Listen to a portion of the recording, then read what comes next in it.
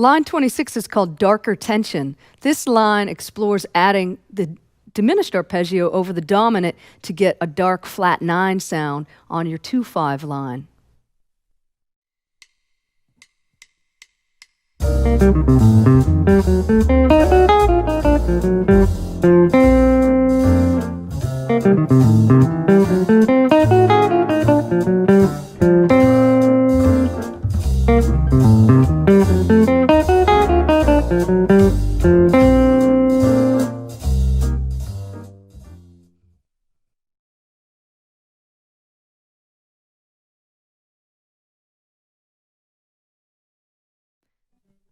One of the most important sounds to start to introduce to your dominant on the 2/5 is the flat 9 sound.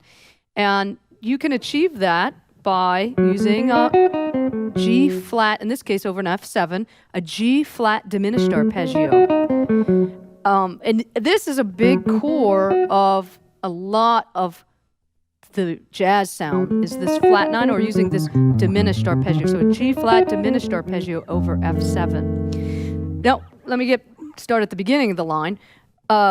We've got a C minor 7, and again, our common substitution, the A minor 7 flat 5. So that's really bringing out the sound of the natural 6. So minor 7 6 sound, or that Dorian sound, which to me is so important in the jazz language.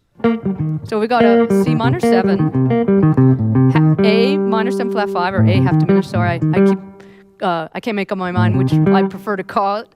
And then this voice leads perfectly to this diminished arpeggio, this G flat diminished arpeggio over the F7. And then I'm using that sharp 9. Now, this would come ultimately from the symmetrical diminished scale.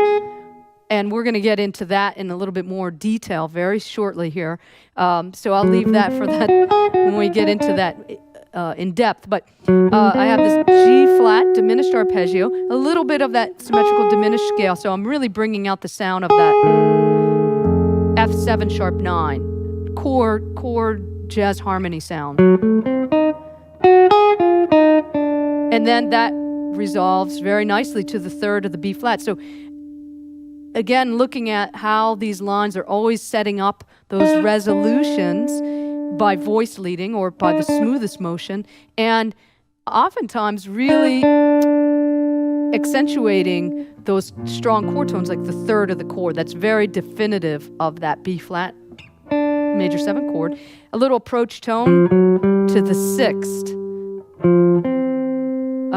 And then the 9th. So I've got the 6th and the 9th in play here on the B flat major 7, bringing out, really accentuating those beautiful upper structure tones that make it jazz.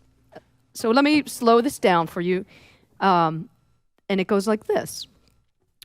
1, 2, 3, 4, 1.